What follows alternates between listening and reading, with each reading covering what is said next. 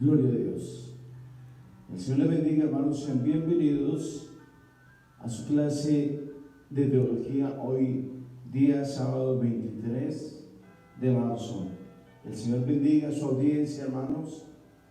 Es un honor saludarles, estar con ustedes un sábado más, un día más de bendición. Gracias al Señor. Bueno, queremos saludar a todos nuestros hermanos, amigos y compañeros de milicia que nos sintonizan a través de las redes sociales. Gloria a Dios. Especialmente a nuestros hermanos de Facebook, hermanas, ministros, pastores, amigos y allegados. Sean bienvenidos, hermanos. Dios bendiga sus vidas, sus ministerios, y por sobre todas las cosas damos gracias a Dios por el interés y el ánimo que ustedes tienen de escucharnos a nosotros y aprender un poquito más acerca de la palabra del Señor desde el punto de vista teológico, tomando análisis y llevando a cabo este libro de texto, que es el libro guía que usamos nosotros. Es un libro muy conocido que lleva por título Teología Bíblica y Sistemática, de Meyer y Perman. Es un libro muy conocido, hermano. Bien, queremos saludarlos a nuestros hermanos en Instagram, en Facebook, en YouTube. Gracias, hermanos. Gracias. Dios bendiga ese tiempo que ustedes se toman para consagrárnoslo a nosotros y al estudio de esta palabra. Amén. Bien, el tema lleva por título la sanidad. Hemos visto a través de 5 meses diferentes tipos de doctrinas bíblicas desde el punto de vista teológico. Amén. Y quiero tomar este tiempo para saludarlos y darle gracias por su presencia. Vamos a leer las Sagradas Escrituras y para tal efecto nos vamos a ubicar en la epístola del apóstol Santiago, capítulo 5, versículo 13 al 15 respectivamente. Bien, dice la palabra del Señor de esta manera. Santiago capítulo 5, versículo 13. ¿Está alguno entre vosotros afligido? Haga oración. ¿Está alguno alegre? Cante alabanzas. Versículo 14. ¿Está alguno enfermo entre vosotros? Llame a los ancianos de la iglesia y oren por él, ungiéndole con aceite en el nombre del Señor. Versículo 15. Y la oración de fe salvará al enfermo, y el Señor lo levantará, y si hubiere cometido pecados, le serán perdonados. Maravilloso Dios, gracias por este enorme honor y privilegio que tú nos das de presentarnos delante de ti para ahondar un poquito en el estudio de tu bendita y santa palabra, en el estudio de la teología bíblica y sistemática. Gracias, Señor. Bendice, Señor, a esta audiencia que es fiel primeramente a ti y a este estudio. Gracias, Señor. Danos la sabiduría, la templanza, la seguridad y por sobre todo, inspíranos para poder hablar de parte tuya. En el nombre de Cristo Jesús. Amén. Bien. Amén, hermanos. Póngase cómodo, tome su libreta de apuntes y prepárese, hermano. Vamos a esbozar un ratito acerca de esta doctrina tan linda que es la sanidad divina. Amén. Bien, permítame hacer una breve introducción acerca de esta doctrina. Quiero leer algo acá en el libro de texto para documentarnos un poco y poder avanzar. John Wesley, al comentar las enseñanzas de Santiago 5, 14 y 15, dice en las páginas brillantes de su libro Notas relativas al Testamento lo siguiente: este don único y visible que Dios confió a sus apóstoles, Marcos 6:13, continuó en la iglesia mucho después que otros dones milagrosos desaparecieran de ella. En realidad nos parece que estuvieran destinados a continuar para siempre, pues Santiago instruye a los ancianos, los únicos que tenían dones o los que más tenían, para que los administraran. Este don era la única medicina de la iglesia cristiana, hasta que se perdió por la incredulidad. Y la oración de fe sanará al enfermo, lo sanará de su enfermedad, y si algún pecado fuere el motivo de su enfermedad, se le perdonará. John Wesley anotó en su diario no menos de 240 casos de sanidad divina. O sea, eso fue lo que él fue testigo durante el tiempo de su ministración con relación al ministerio.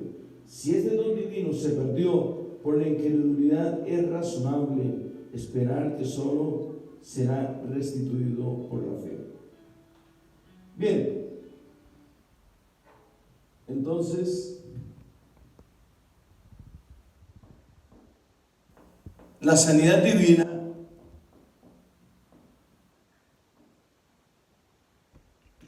puede ser un poco místico para algunos hermanos, quizás para algunos ministros, pero dice la palabra, dice el escritor John Wesley, que fue uno de los más grandes homiletas, o sea, hombres que trazaron muy bien la palabra. Y dice la palabra, dice este hombre, que uno de los dones más visibles que Dios ha dado a los hombres fue la sanidad. Este don se estuvo practicando por cientos de años, por muchos siglos. Pero también dice el hombre que él, durante los largos años de su ministerio, él alcanza a recordar y a registrar no menos de 240 milagros, ministraciones, donde Dios usó a este hombre en sanidad. Eso lo dice él y lo documenta. Bien, pero también dice él que este don ha venido desapareciendo. Recuerden que la sanidad no es un ministerio, es un don. Dice que este don ha venido desapareciendo con el paso de los años. No porque falte alguien que lo ministre o lo practique, no. Es que se ha venido disolviendo, ha venido desapareciendo por la incredulidad de los hombres. Oiga, hermano, por la incredulidad de los hombres. Y permítame, voy a tomarme este par de minutos para escribir algo que es de vital importancia para nosotros. Incredulidad.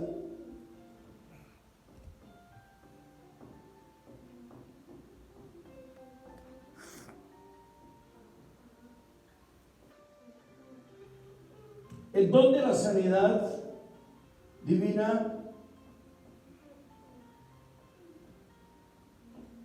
ha venido desapareciendo, se ha venido comercializando, y como si fuese poco, dice la palabra del Señor que en los postreros días a los hombres se les dará un espíritu de engaño para que crean a la mentira.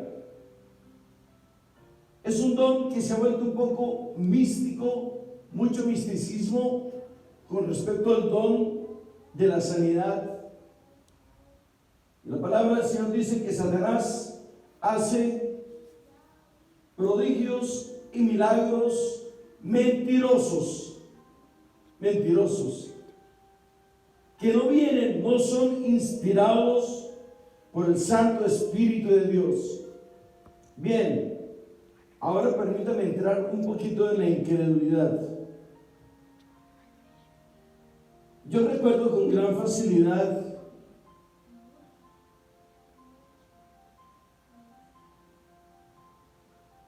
a leer la escritura del endemoniado gadareno.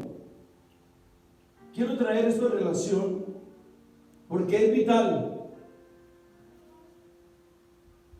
Es fuerte lo que voy a decir, pero está registrado en las Sagradas Escrituras. El endemoniado gadareno no era solamente uno, eran dos, pero habla de uno específicamente.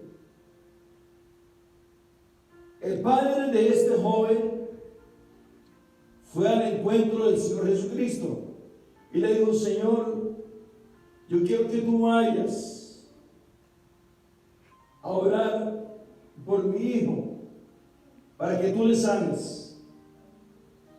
Entonces el Señor le dice: me imagino, ¿no? ¿Cómo así para que ore por tu hijo?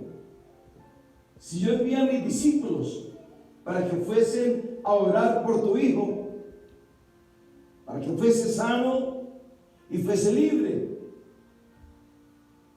Entonces dijo: sí, Señor, ellos fueron, pero siguió lo mismo, no pasó absolutamente nada. Bien, me imagino que el Señor se puso triste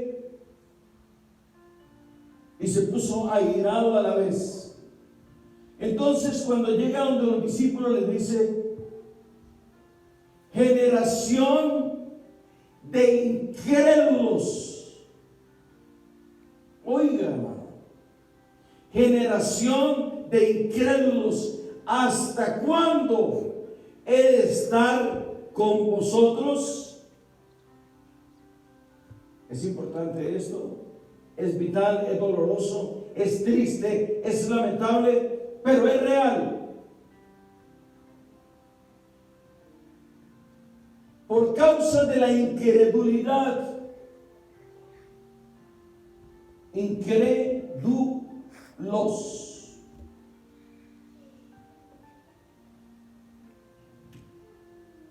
¿Cómo es posible? Y yo sé que usted en este momento, que me está viendo y me está escuchando, se lo pregunta: ¿cómo es posible que los apóstoles, los discípulos de Jesucristo, fueron a orar por este endemoniado? Y no es cuestión de ayuno, no es cuestión, oiga, hermano, no es cuestión de ayuno, no es cuestión de oración, porque ellos ayunaban con Cristo, oraban con Cristo, pero eso no significa que cada uno de ellos tenía una altura de oración, de ayuno y de fe. No. Sencillo, hermano. En medio de los discípulos del Señor había uno que le iba a entregar. Y no solamente eso, sino que guardaba y cuidaba el tesoro del ministerio de Dios. También era incrédulo. Y no solamente incrédulo, sino ladrón también. Y no solamente ladrón, sino que vendió al Señor por unas miserables monedas de plata. Anduvo con Cristo, fue testigo evidencial y ocular de los milagros que el Señor hizo en presencia de ellos. Entonces, la pregunta es: ¿por qué oramos por los enfermos y los enfermos no sanan?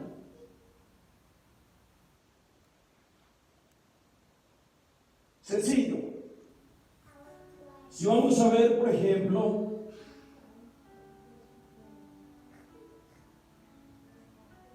Moisés y su hermano Aarón eran grandes hombres de Dios. Aarón, tengo que ser un poco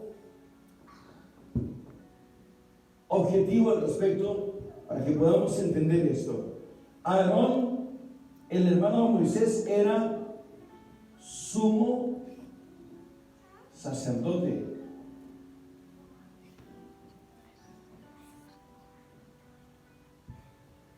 Ahora yo le pregunto a usted, mientras Moisés hablaba con el Señor, ¿qué estaba haciendo Aarón?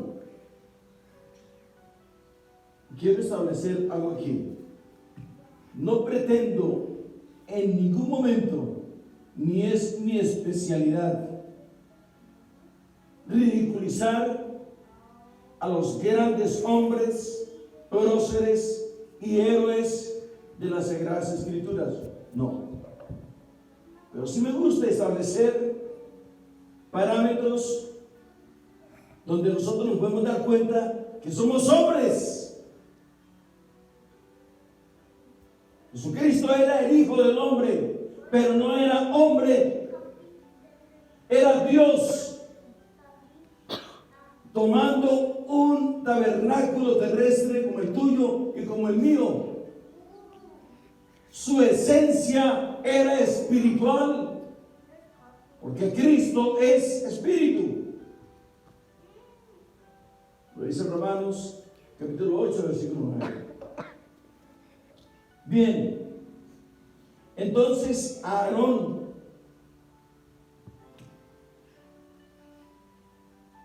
andaba con Moisés, anduvo con Moisés. Cuando Moisés desciende de la presencia de Dios, ya Aarón tenía un becerro de oro, idólatra. Estaban adorando un becerro de oro, construido por ellos mismos. ¿Con qué oro lo construyeron? Con todo el oro, piedras preciosas, metales preciosos que sacaron de Egipto. Eso lo dice la palabra del Señor. Bien, entonces Aarón, ¿por qué Aarón hizo este becerro de oro? Si yo le pregunto a usted, usted me dice, hermano, no sé. Usted primero, para poder llevar a cabo, para poder plasmar en el papel una idea o una obra o un dibujo o una imagen, primero la tiene aquí y aquí en su corazón. ¿Comprende?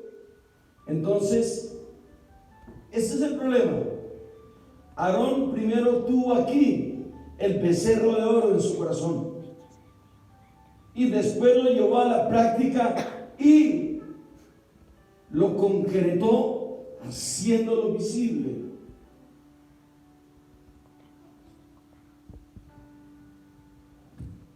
El becerro era visible, pero la fe y la sanidad,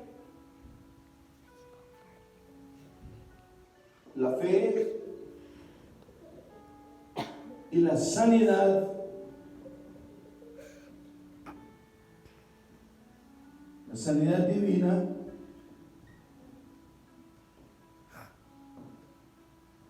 este becerro era visible. Y la sanidad divina y la fe son dones invisibles, hermano, por favor.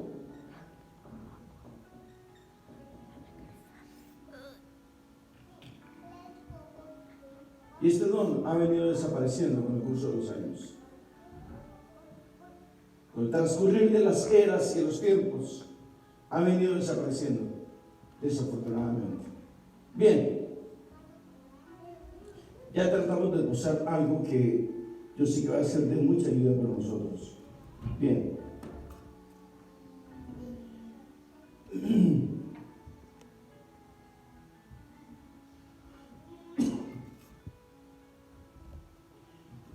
Y la oración de fe sanará al enfermo, lo sanará de su enfermedad. Y si algún pecado fuera el motivo de su enfermedad, se le perdonará.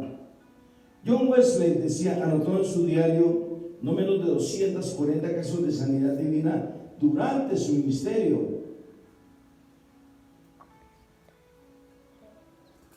Como estábamos explicando, este don ha venido a desaparecer por causa de la incredulidad.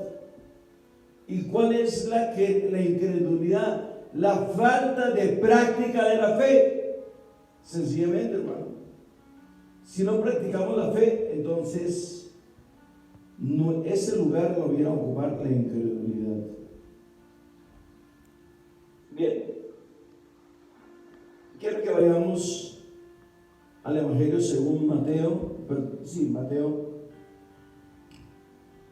o Marcos en mejor instancia.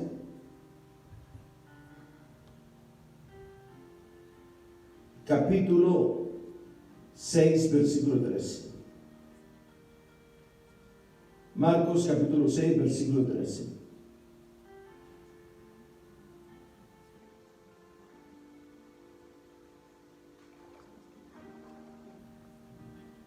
Aleluya, lo tenemos, hermanos. Bien.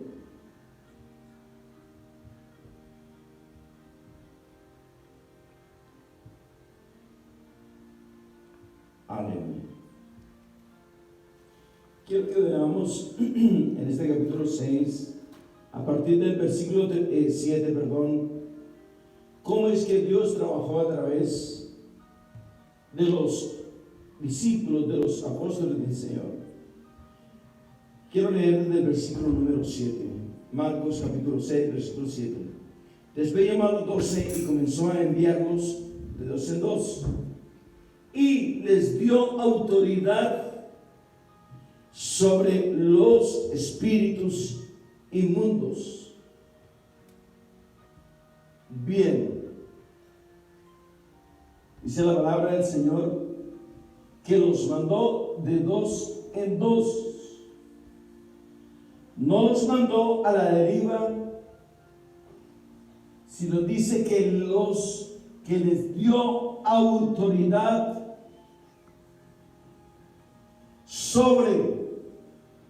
sobre los demonios. ¿Cuál es la palabra clave aquí? Autoridad. ¿Autoridad sobre quién? Sobre los demonios. Aleluya. Los mandó de dos en dos. ¿Qué más dice la Escritura?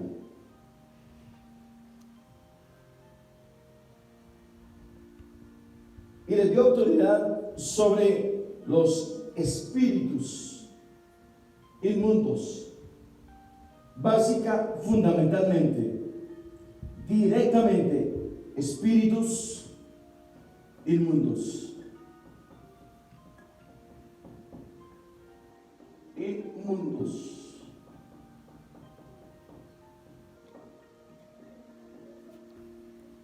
Y les dio autoridad sobre los espíritus inmundos.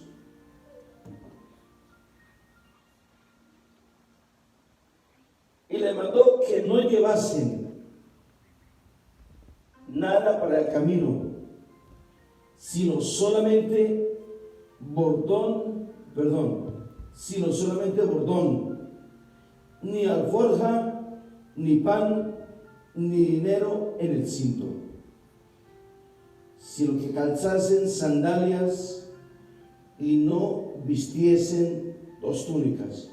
Y les dijo: donde quiera que entréis en una casa, posad en ella hasta que salgáis de aquel lugar.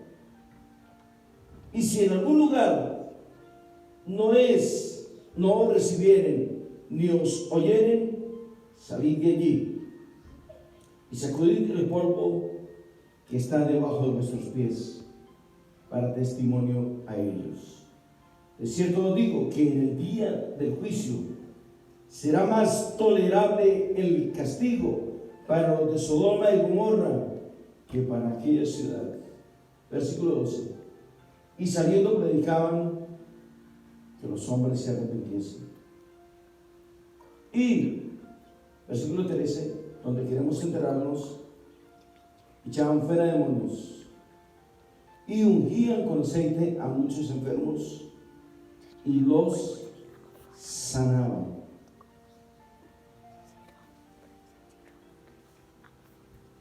Son pruebas fehacientes del poder. Les dice: no quiero que lleven absolutamente nada, ni dos túnicas, absolutamente nada, una muda de ropa. Y donde quiera que haya una necesidad y os llamen, ve, entrad en esa casa.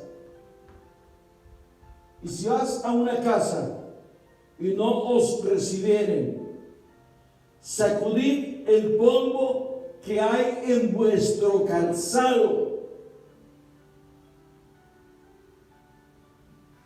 Esto tiene una figura poderosísima. Y dice al final, hermano, explica por qué.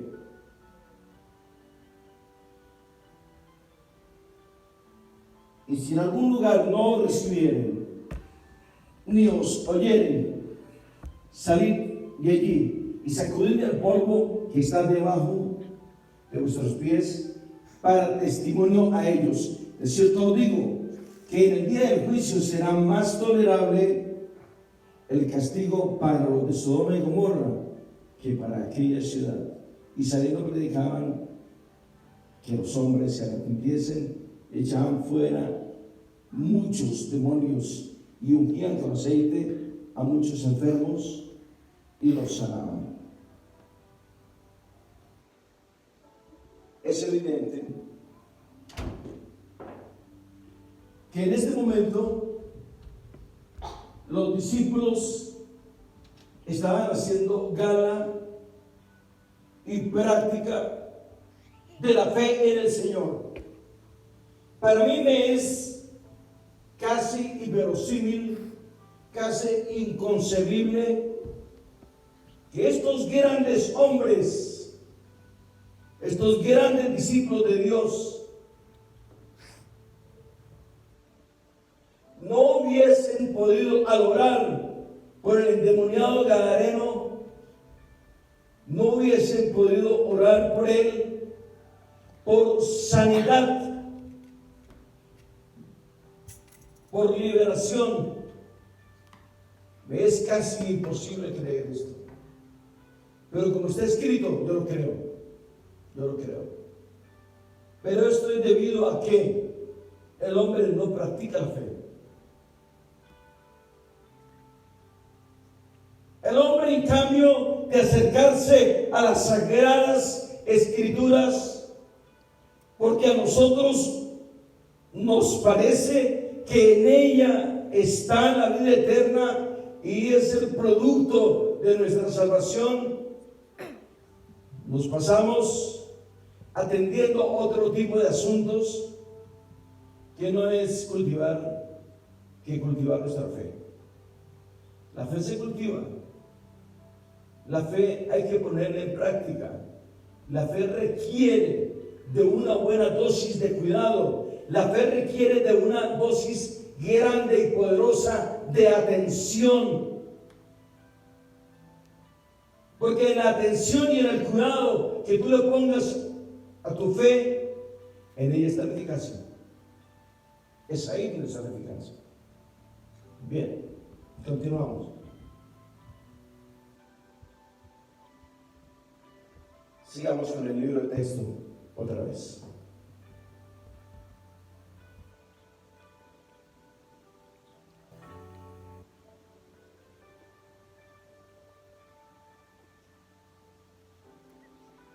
Bien. La enfermedad y la muerte han descendido sobre la familia humana debido al pecado, obvio. Por tanto, como el pecado entró en el mundo por un hombre y por el pecado la muerte, así la muerte pasó a todos los hombres, por cuanto todos pecaron. Quiero que vayamos a la escritura, vamos a ir a la epístola del apóstol Pablo, Romanos capítulo 5, versículo 12. Romanos capítulo 5, versículo 12.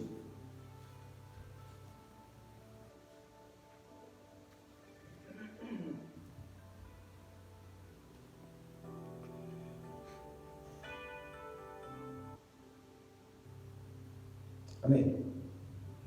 Romanos, epístola del apóstol Pablo, Romanos capítulo 5, versículo 12. Por tanto, como el pecado entró en el mundo por un hombre y por el pecado la muerte, así la muerte pasó a todos los hombres por cuanto todos pecaron.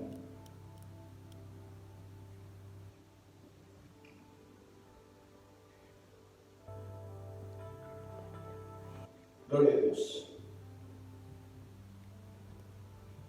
Quiero que vamos a hacer una figura aquí para poder entender esto más concretamente.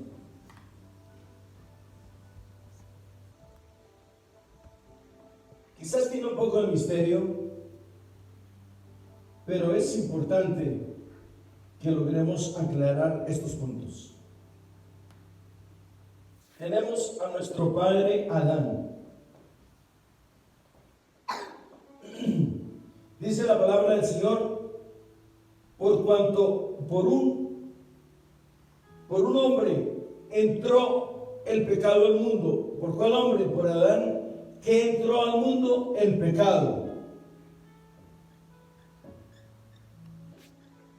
¿Qué pasó con ese pecado? Este pecado se heredó a todos los hombres.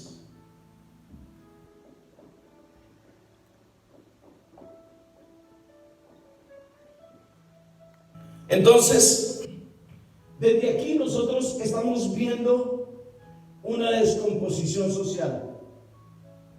¿Por qué? Porque hubo primeramente desobediencia.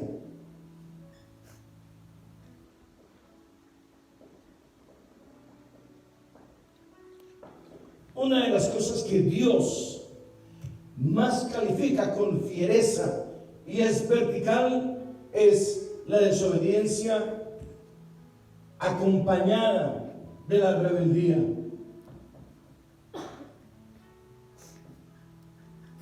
De la rebeldía. Un hombre pecó en el Edén y de ahí se abrió la puerta al pecado.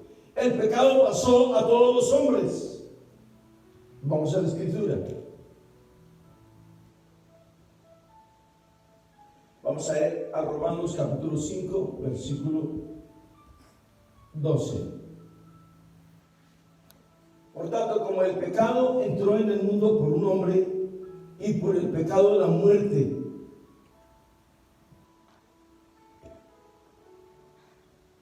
por el pecado vino la muerte.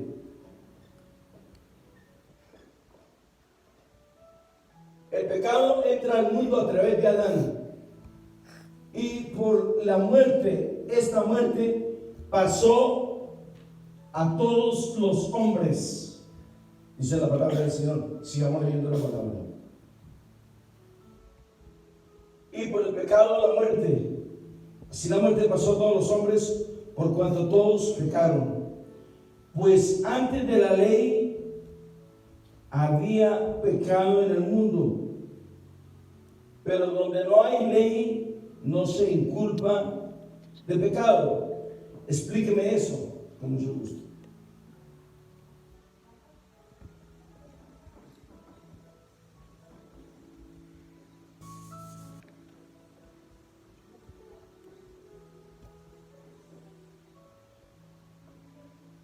Dice la palabra del Señor que por un hombre, por la rebeldía, por la desobediencia de un hombre, entró el pecado al mundo, y por el pecado entró la muerte, y la muerte pasó a todos los hombres.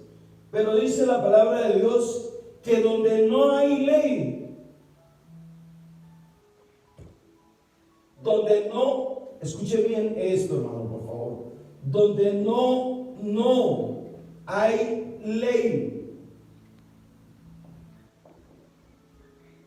no se inculpa de pecado. O sea, no hay culpa de pecado. Ahorita lo leo y lo repasamos para que usted siga esta secuencia, porque es vital, hermano. Es vital. Dice la palabra del Señor que donde no hay ley no se inculpa de pecado. Inculpa. O sea, adentro. No hay dentro de ello culpa del pecado. Vamos a la Escritura porque necesitamos desglosar esto. Estamos hablando de la sanidad divina, hermano. Amén. Y dice, por tanto, como el pecado, estoy en el versículo 12. Por tanto, como el pecado entró en el mundo por un hombre, y por el pecado la muerte, así la muerte pasó a todos los hombres, por cuanto todos pecaron. Versículo 13. Pues antes de la ley había pecado en el mundo, pero donde no hay ley no se inculpa de pecado. Antes de la ley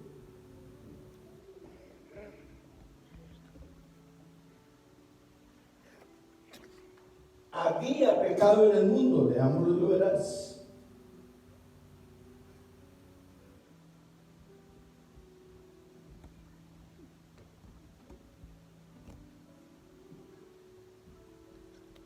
Antes de la ley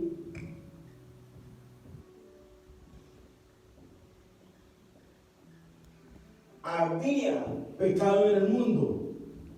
Había pecado.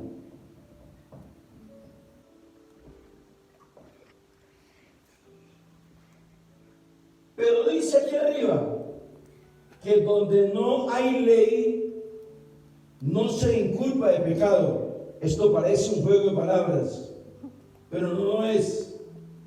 Antes de la ley había pecado, pero donde no hay ley no se inculpa de pecado. Explíqueme esto con mucho gusto. Vamos para allá. Antes de la ley de Dios, antes de la ley mosaica, de la ley judaica, existieron dos leyes más, que eran quizás leyes de compensación de los hombres. Eso es un concepto mío. Así lo voy a llamar, aunque cada una de esas leyes tenía su nombre. Por ejemplo, existía la ley del talión.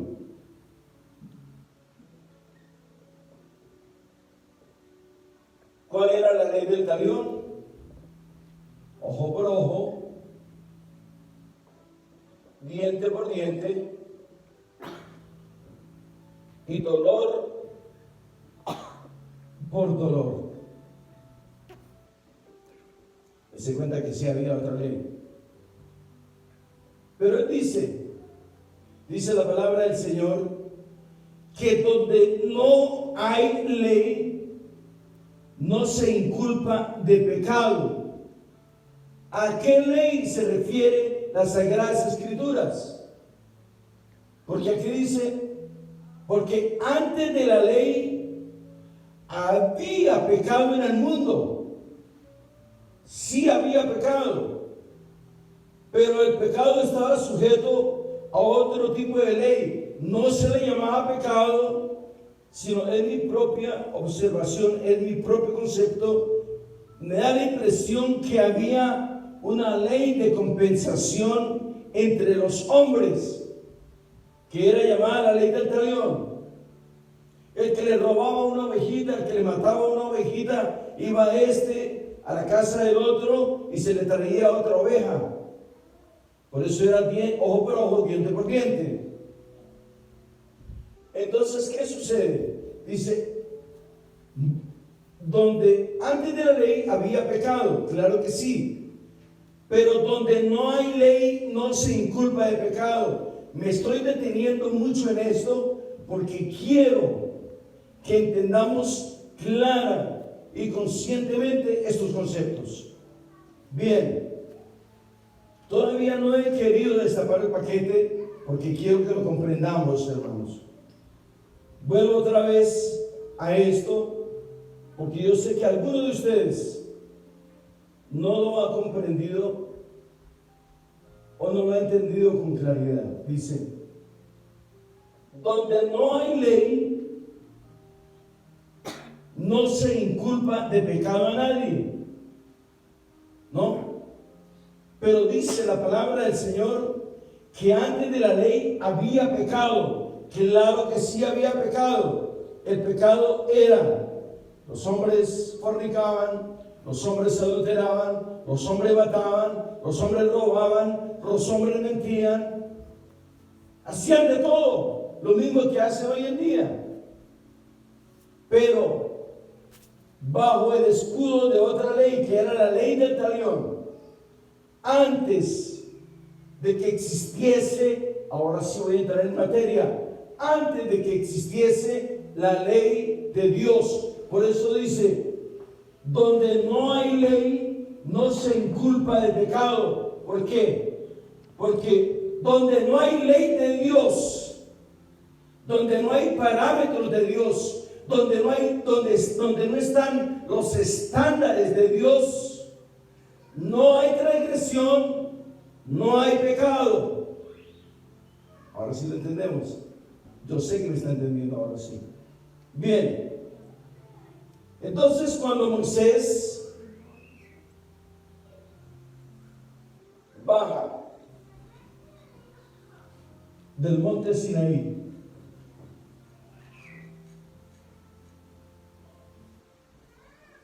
el género humano